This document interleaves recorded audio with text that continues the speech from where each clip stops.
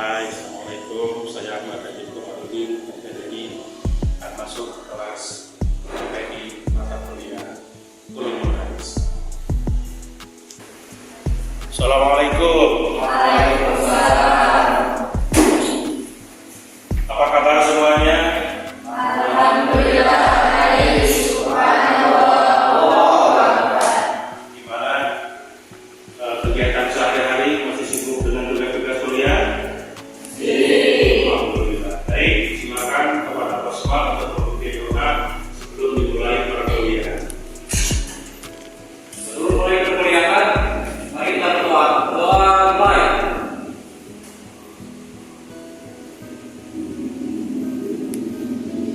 Berdoa selesai. Baik, pada pertemuan hari ini Bapak akan menjelaskan tentang ulumul hadis di pertemuan pertama. Karena minggu-minggu yang lalu kita sudah melakukan kontrak perkuliahan, maka hari ini akan dilaksanakan materi pertama tentang ulumul hadis. Baik, kita tes aja, mungkin ada yang tahu apa itu hadis. Ya, silakan. Hadis adalah ucapan dari Rasulullah SAW. Ucapan dari Rasulullah SAW. Ada lagi yang lain?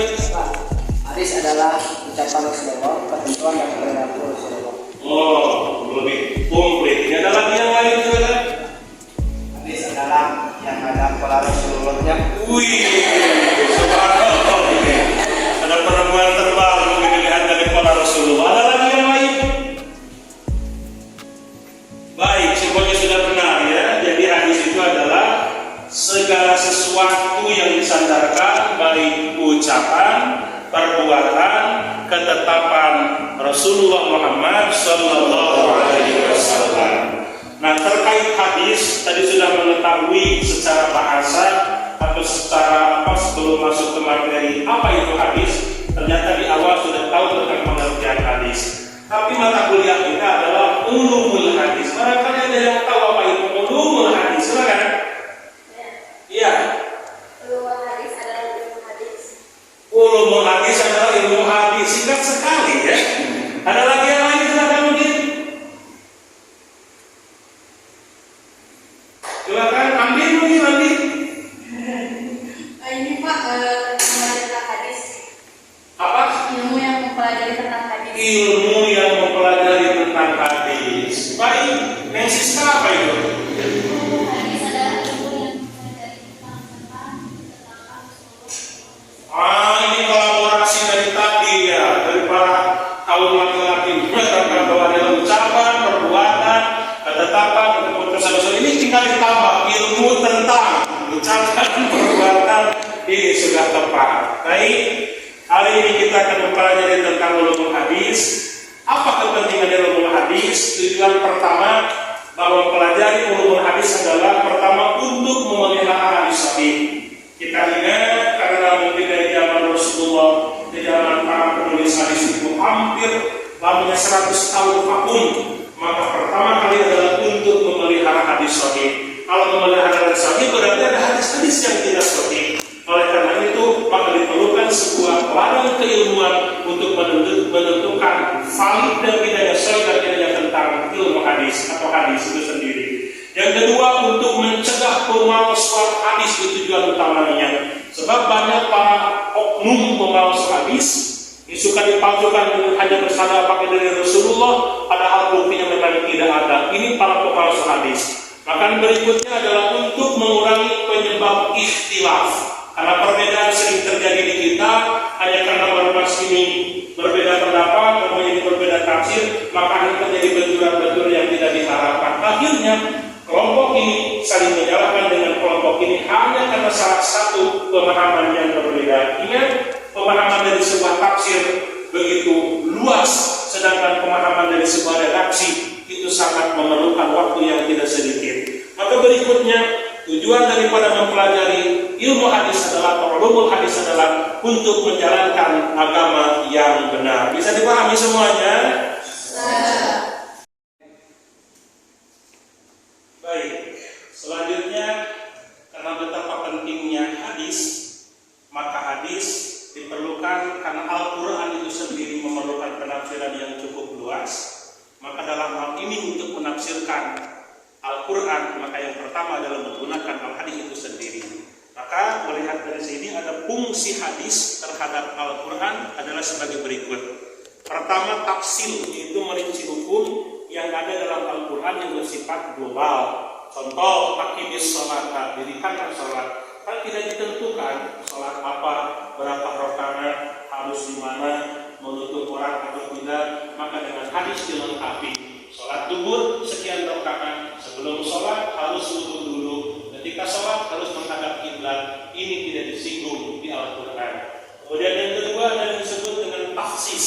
Apa itu taksis? Taksis adalah mengkhususkan hukum yang ada di dalam Al-Quran.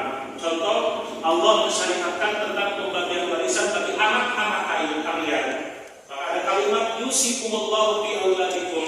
Aulad di sana berarti tidak ditentukan apakah anak angkat, apakah anak kandung. Sedangkan fakta di lapangan ada anak angkat dan anak kandung. Apakah anak angkat dapat warisan atau tidak?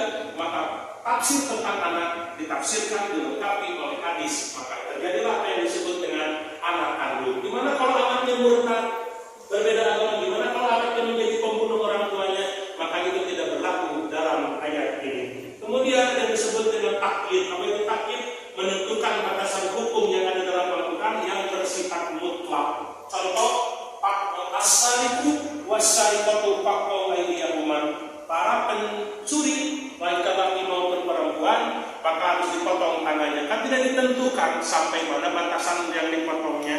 Maka oleh hadis ditentukan, ternyata tangan yang dipotong itu adalah sampai pergelangan tangan, dan jumlah barang yang dicuri pun harus mencapai 1/4 dinar. Jadi ada batasan. Ini adalah fungsi daripada al-hadis terhadap Al-Quran. Dan yang berikutnya ada takkid, meneguhkan kembali apa yang dikatakan oleh Al-Quran. Al-Quran mengatakan wa'budullaha wa la tusyriku bihi syai'a. Maka hadis pun demikian meneguhkan bahwa dilarang untuk syirik dan berbuat baik kepada kedua orang tua. Dan yang terakhir yang disebut dengan tasyrih. Tasyrih itu adalah menentukan hukum yang tidak disentuh oleh Al-Quran, seperti tentang tidak bolehnya mengawini seorang istri sekaligus. Nah, ini kan tidak disentuh oleh Al-Quran. Jual beli anjing, mengawini seorang istri sekaligus intinya memakan anjing, ini tidak disentuh di dalam Al-Quran. Maka ini disentuh dan diperjelas oleh tafsir atau oleh hadis Rasulullah Muhammad SAW. Itu untuk pertemuan kali ini tentang hubungan antara Al-Quran dengan hadis, kemudian pengertian tentang ulumul hadis. Semoga ini menjadi sebuah wawasan bagi kita untuk lebih mencintai hadis dan Al-Quran. Amin ya Allah ya Rabbal alamin.